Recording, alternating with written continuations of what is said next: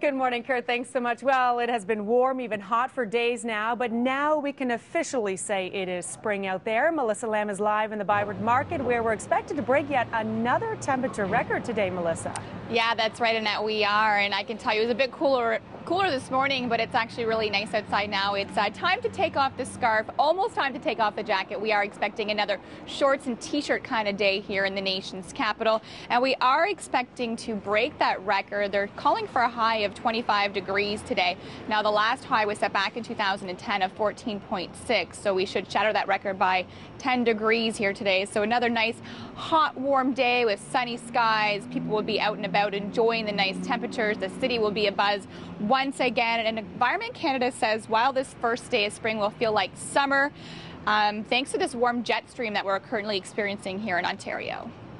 It's just a warm air mass, actually. It's heated. It's atypical for this time of year, it's just warming the whole province. And while it feels like summer out here, it's not quite the same out on the West Coast. We'll have more on that story coming up next half hour. Annette? All right, thanks, Melissa. People in Ottawa have been singing the praises of the weather over the past few days, but one magazine says the capital has many more reasons to be proud. Ottawa topped the annual MoneySense Best Places to Live ranking. The magazine says that the capital's family-friendly lifestyle and cultural activities were just some of the factors that propelled it to #1. Burlington and Kingston rounded out the top 3. Two big cases head to court today. The first is a hearing for a man who turned himself in after a fatal hit and run in Constance Bay. 26-year-old Erin Vance was walking home from a party early Sunday morning when she was struck by an SUV. Police believe the vehicle then hit a tree, and then the driver got out and ran off. 23-year-old Jeremy Reese is charged with criminal negligence causing death, impaired driving, and failure to remain at the scene of an accident.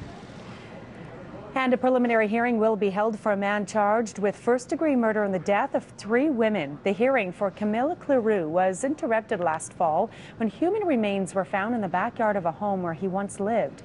The remains were identified as those of Lise Roy, one of Cleroux's missing wives.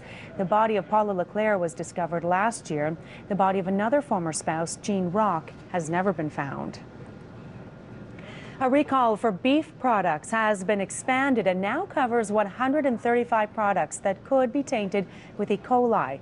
The Canadian Food Inspection Agency says the beef was produced at Establishment 761 between last July and February. The beef was distributed across the nation and includes the brand names Irresistibles, Keg, Licks, Maple Lodge Farms, PC, Best Value, Calgary Stampede, and Grill House. One person has reported getting sick after eating the beef.